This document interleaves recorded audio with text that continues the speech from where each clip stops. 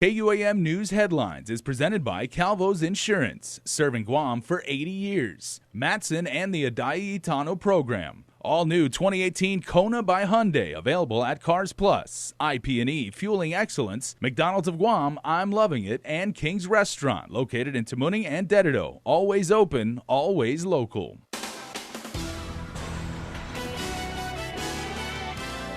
Coming up on Prime Time, will the church have enough in the bank if a settlement is reached for more than 170 clergy sex abuse cases? Crystal Paco takes you to court. Plus, one of your senators comes clean about an email chain alleging he made a deal with the governor. And also, the island's weather watchers are prepping to make sure that you are ready this typhoon season. Half a day and good evening, everybody. I'm Jason Salas. These are tonight's top stories. Well, we have progress to report on the clergy sexual abuse lawsuits as for the first time. All parties reporting that they are ready to sign off on pre-mediation protocol. Now, this effectively means settlement will occur later this year as scheduled. Crystal Paco has tonight's top story. It's a multi-million-dollar question. Will the church have enough in the bank for settlement? Well, the church, is not looking to put up property at this particular point in time until such time as we determine what the values of these cases are and what they could be settled for. Archdiocese of Agana Stateside Counsel Michael Patterson was just one of over a dozen attorneys who appeared in person and telephonically for Tuesday's joint status hearing in the District Court of Guam. Parties for all 174 cases, for the first time, all reported being on board with pre-mediation protocol and ready to sign off on those conditions by next week. Patterson explained to judges it took not one, but two separate protocols, one for attorney Anthony Perez's 10 clients and the other for the remaining cases. How confident are we in settlement? Well, I'm very confident, but I'm an optimist. But I feel as though if we prepare correctly, and I think we're doing that, and I have to thank certainly all the attorneys, the Archbishop for standing behind us, and obviously saying that the better way to approach this is through mediation as opposed to litigation. Also on schedule, parties reported progress with depositions. 142 of the 174 lawsuits done. Parties advised the court all the sworn statements will be gathered by June 18. That means settlement is on track for mid-September with mediator Tony Piazza. In addition to the lawsuits filed, Patterson confirms 10 other victims who opted out of filing suit will also be settled in this mediation process. We're going to negotiate in good faith a settlement, just like we will with the other plaintiffs. They've chosen, for whatever reason, not to be represented by lawyers. So we've respected that, and we will be working with the mediator who will be working with each and every individual to try to reach a reasonable and fair settlement. Also in court, one of the named defendants' DOE staffer, Vernon Kamiaz, appeared pro se. The former Capuchin brother choked back tears as he told the court no one will take his case. Quote, I really don't know what to do. If no one takes me, it's pro se. It's kind of like I'm hanging myself, end quote. Attorney Jackie Terlahi, who represents suspended Archbishop Anthony Apron and is also the Guam Bar president, stated they could direct Kamiaz to lawyer referral services. A status hearing is set for August 14. Reporting for Guam's News Network, I'm Crystal Paco. Well, a sitting senator and candidate for governor is defending his name after a string of emails suggested that he might have been part of a deal with the governor. Chris Barnett reports.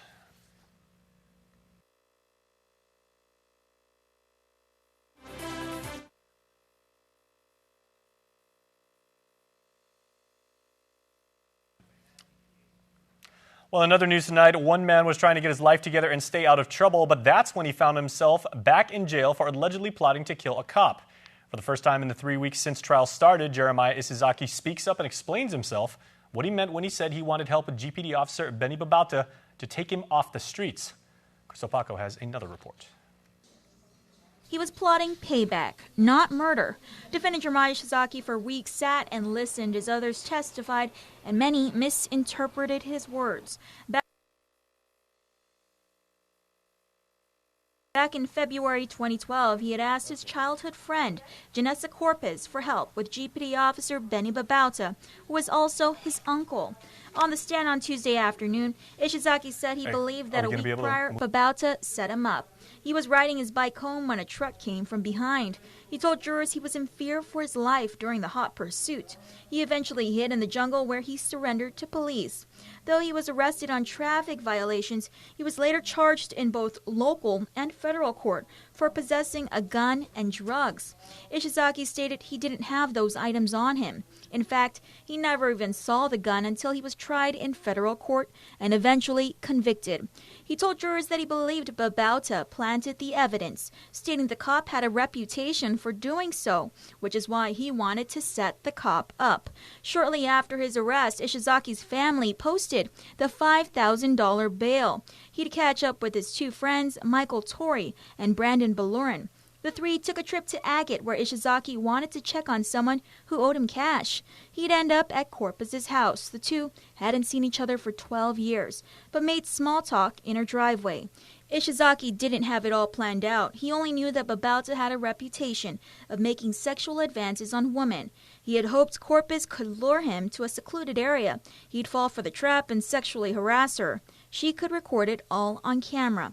Ishizaki stated he wanted to, quote, set him up for CSC, end quote, which is short for criminal sexual conduct.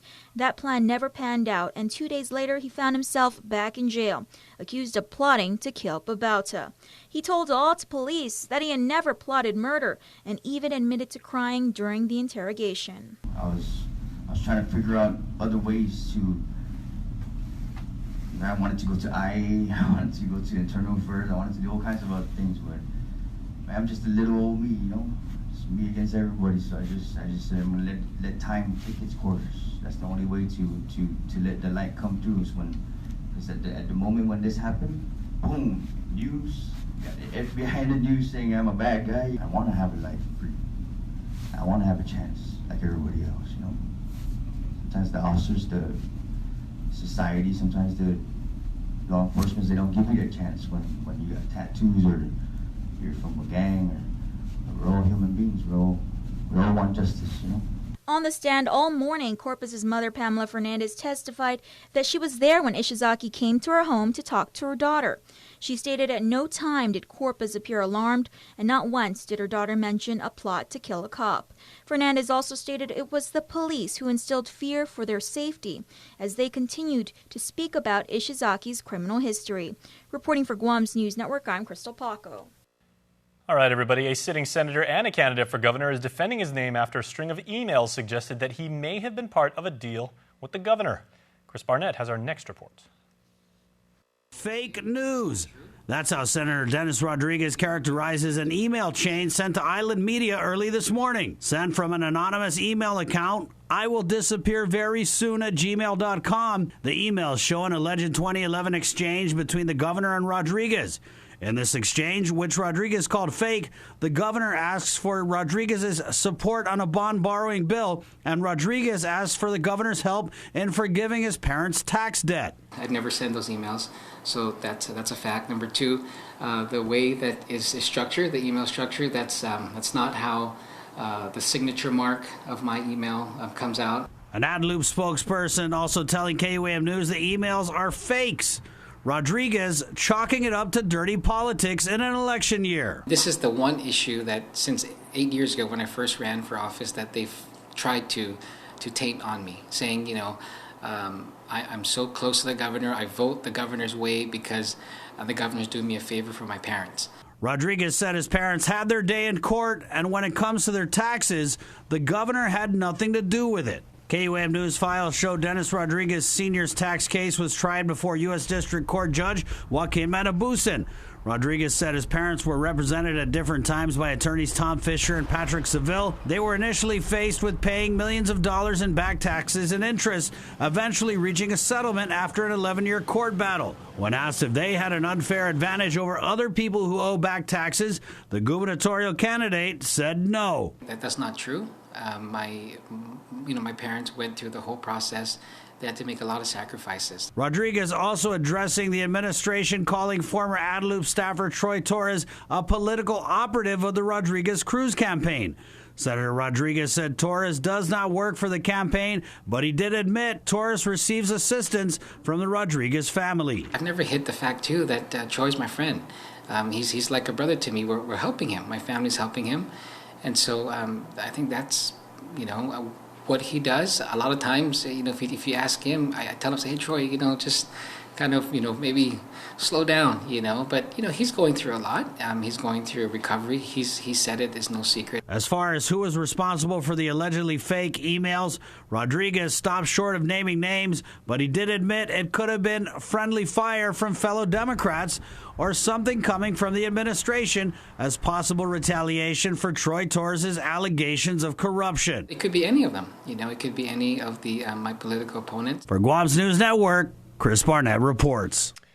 Also tonight, the very tragic death of Melinda Sue Duenas, the mother who died from injuries after being hit by a car in Dededo this past weekend, was determined to be an accident, so says the island's chief medical examiner. But officials say the driver was under the influence when the incident occurred.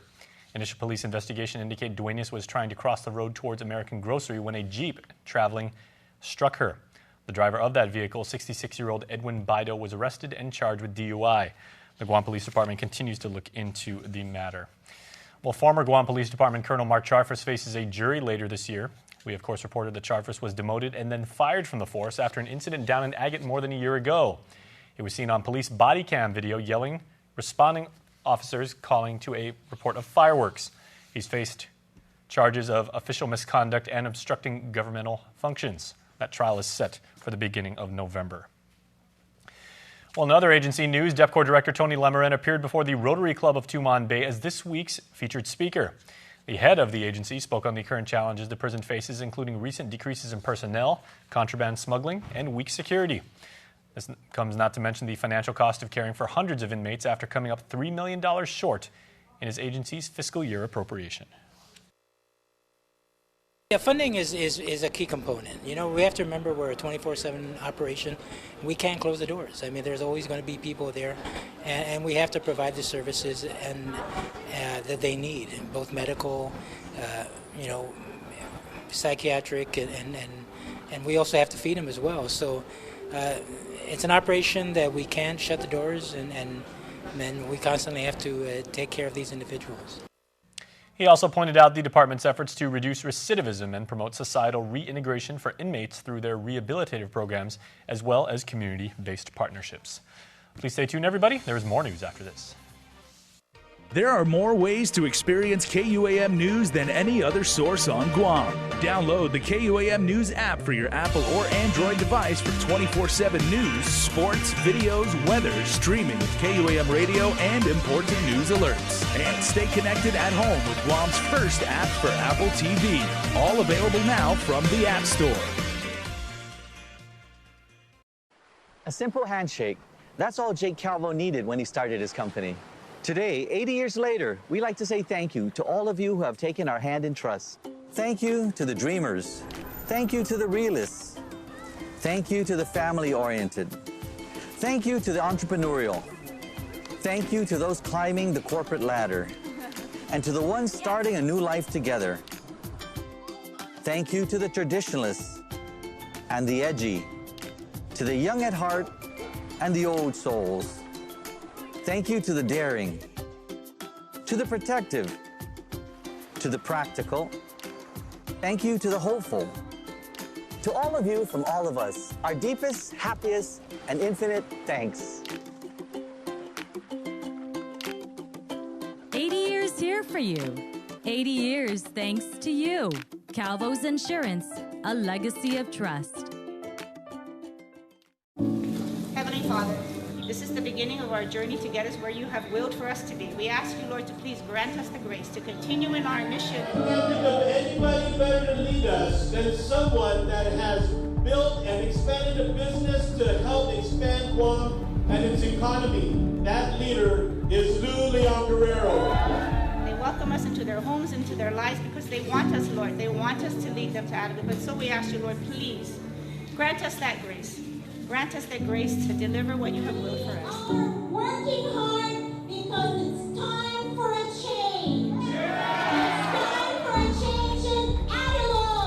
It's time for a change that will make the lives of our people better. And with your help, Lord, we will get where you have willed for us. We make this prayer in Jesus' name. Amen. We are the better choice. And I approve this message.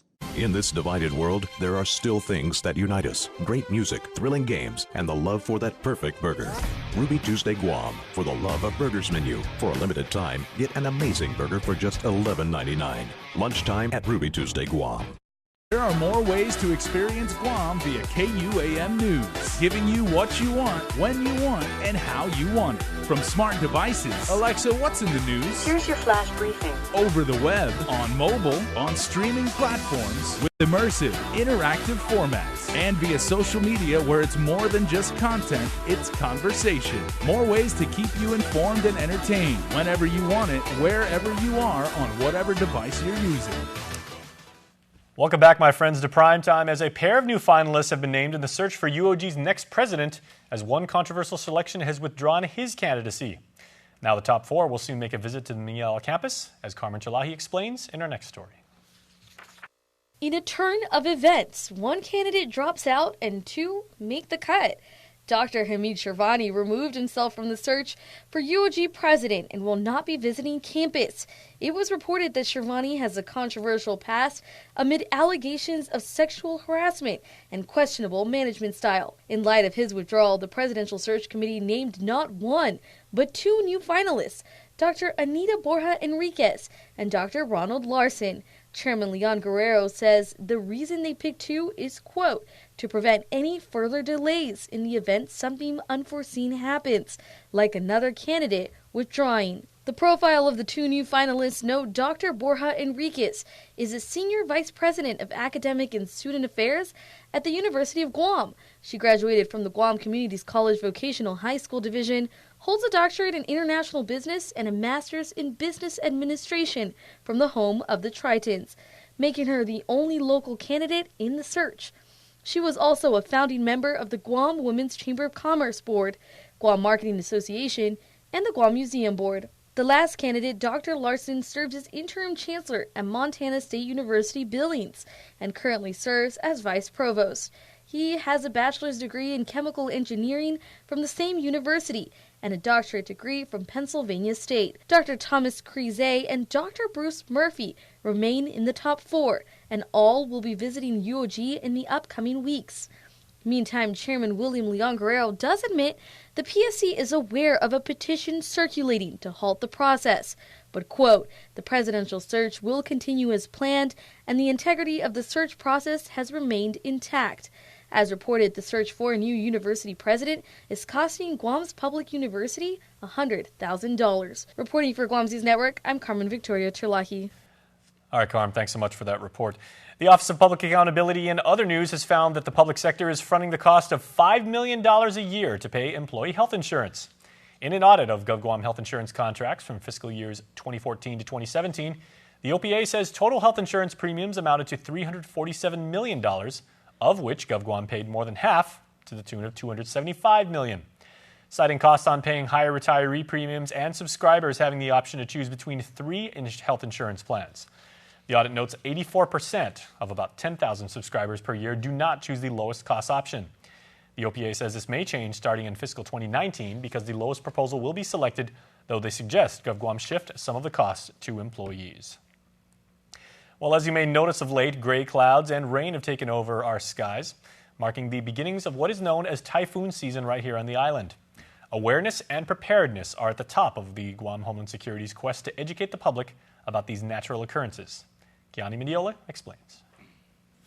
Living on an island has its perks, but also a fair share of drawbacks. Where we're located geographically, we can expect to have a tropical storm or a typhoon within any given month of the year. GHS spokesperson Jenna Bloss adds that typhoons are more susceptible between the months of June through December, as this is the period of Fanyutanan, or Guam's rainy season. And this is evident with residents already receiving storm advisories within just the first few days of the month from the National Weather Service. We can expect a lot more tropical cyclone activity, more so than we've had in 2016 and 2017.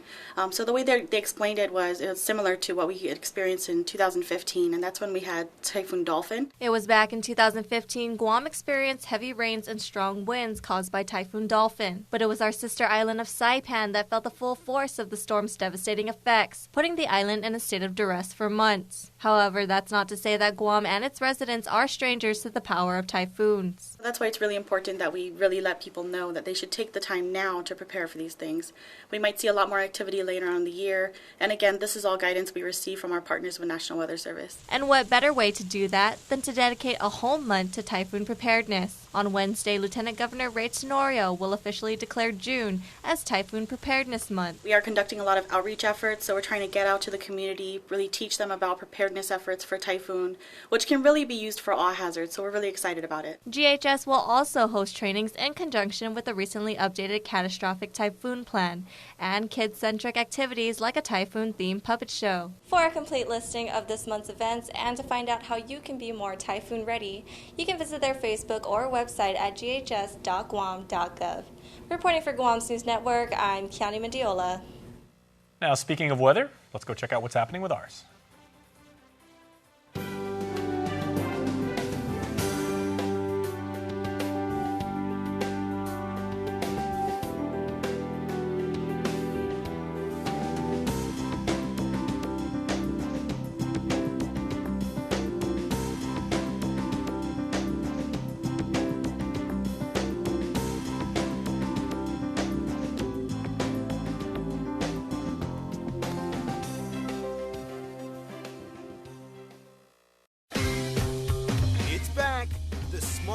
Super Sale event. Enjoy huge savings on our most popular Samsung Galaxy smartphones. But this offer won't last long. So drop into a GTA store today. Introducing the Alpha Plus app. With the rewards feature, you can earn points and get free rewards. Filing insurance claims gets no easier, as you can receive feedback within 24 hours. Easily check your insurance balance and insurance policy with the My Policy feature. So download the all-new Alpha Plus app on Google Play or the App Store. Alpha Plus, make every day a plus. Where will your sip take you?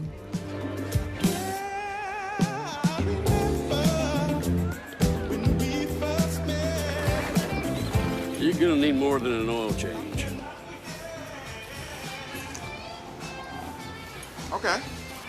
Okay. Try our new slushies at McDonald's. Tropic Twist, Blue Raspberry, and Cherry Limeade. Perfect for summer for a limited time. It's a celebration at Cars Plus and Mighty. And during our Jeep Celebration event, you'll save thousands on every new Jeep in stock, like a new 2018 Compass. Save up to $3,750. Or save up to $4,000 on a new 2018 Cherokee. How about a new Renegade? Save up to $6,000. Plus, buy today and receive a Cars Plus value card, where you get 21 cents off per gallon at all Shell stations. Hurry in for our Jeep Celebration event, going on now at Cars Plus and Mighty. Cars Plus, driven by you. KUAM Sports is presented by Triple J.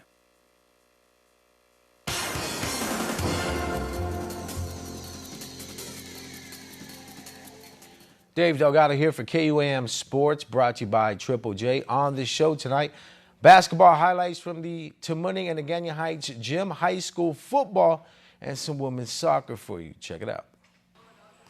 GHRA playoffs held at the Tamuning Gym. Dusit Tani and MVP. Francis Benitez knocks down the three-pointer from the corner. MVP going inside to Gerard Jones, who gets position on the defender. Turnaround shot underneath the basket, drops for two. Big man Labricu returns the favor, posting up down court. One dribble goes baseline off the backboard, drawing contact on the play for the basket and the foul. Both teams exchanging bucket for bucket. Shipley Villanueva rebound off the miss, pass down court to J.P. Cruz, who blows by the defense and goes window for the lay-in. Benitez brings the ball down court for Dusit Tani. Nice bounce pass for the assist. Francis led Dusit with 25 points. MVP with the win, 69-57. Gerard Jones finished with 17. Cruz with the game-high 28 points for MVP. GPWA Basketball League, Admin taking on Fuckgun. Raymond Borja drives through the lane and misses the layup attempt. Sublime with the tip, cashes in on 2 off the putback for Fuckgun. Marvin Poliarco hit for a game-high 26 points. Ken Gutierrez with the assist as Poliarco was cutting to the basket. Admin's Gutierrez trailing, gets the ball at the top of the key and hits the long 2, just a step inside the three-point line. Fuckgun staying in the game, though, going to their outside shooting. Brian Arceo with the deep ball, all net, cha-ching. Admin took the game 48-43. In other matchups, Sewell got the win over MEC 56-50. Gideon picked up the win over Generation via forfeit. The grind wrapped up Saturday workouts at Guam High School with several athletes participating in a 7-on-7 game and the Lineman's Big Man Challenge. The workouts were open to any high school football player wanting to get in some workouts during the off season. Training sessions were held every Saturday with coaches from the different high schools conducting agility and strength and conditioning workouts. Head coach of the Guam High Panthers and president of the Guam Tackle Football Association, Jacob Dowdell, says he welcomes any coach or player who wants to learn and help grow the sport on island to the Guam High campus. Coach Dowdell can be contacted at 487-1749. The Venue Slay is heading to the championship game of the Bud Light Women's Soccer League W2 division for the 3rd straight year this Sunday. The team will be facing newcomers to the league, the Venue Sidekicks. Number 1 ranked and undefeated Venue Slay defeated the Bank of Guam Strikers 4-1 to advance.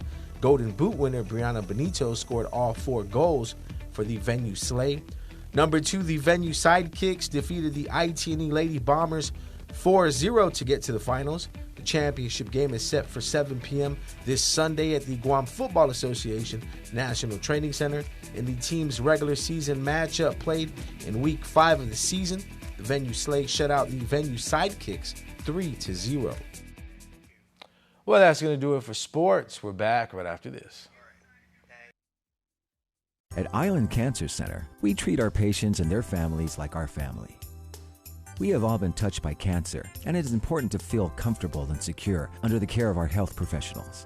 You can count on us for skilled cancer specialists, the most advanced cancer-fighting technology on the island, and a commitment to caring for you or your loved one with compassion, respect, and empathy. Our family, treating your family. Island Cancer Center, located on Guam Medical Plaza. Visit us at islandcancercenter.com or call 646-3363.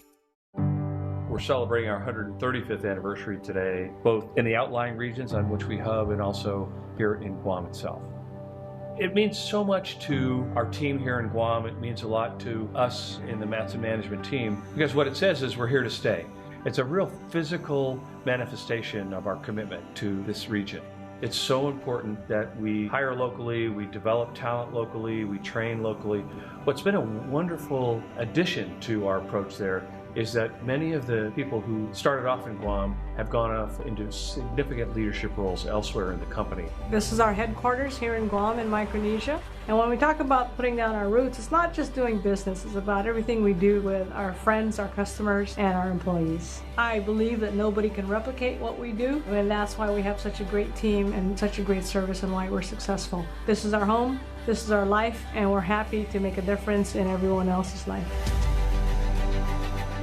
Beat the increase at Triple J. Buy now before the sales tax starts. 0 down, 1.9% financing, and easy trade-in. Now is the time to buy. Get into a 2018 Mazda CX-5 at our lowest price yet, only $19,995. Or our big boy truck, the Ford F-150, starting at $298 per paycheck. Or the North American Car of the Year, the 2018 Honda Accord at only $206 per paycheck. Beat the increase and buy now at Triple J. Visit us online at triplejguam.com and get pre-approved instantly. Trade-ins welcome. Some conditions apply. Triple J Auto Group. Customers first. And now the part of the show that many of you have been waiting for. I know I certainly have. It is tonight's Cold Stone Creamery Birthday Club. All right, everybody, get ready to blow out the candles for Noriko Uggan, who has a birthday today. Happy birthday from all of us at KUAM and Cold Stone Creamery. It is happy birthday number 21 for Gavin Iglesias. We love you very much, says your family. Also, happy birthday number 15 to Jathan Chrysostomo. With love from your family, they say. And happy birthday to the greatest mom ever, Annie Mendiola has lots of love to infinity and beyond, coming from Noah, Ani, and your family. Now stay right there, everybody, because Carmen Terlahi is coming up next with Health, Home, and Lifestyle. Closed captioning is brought to you by IT&E.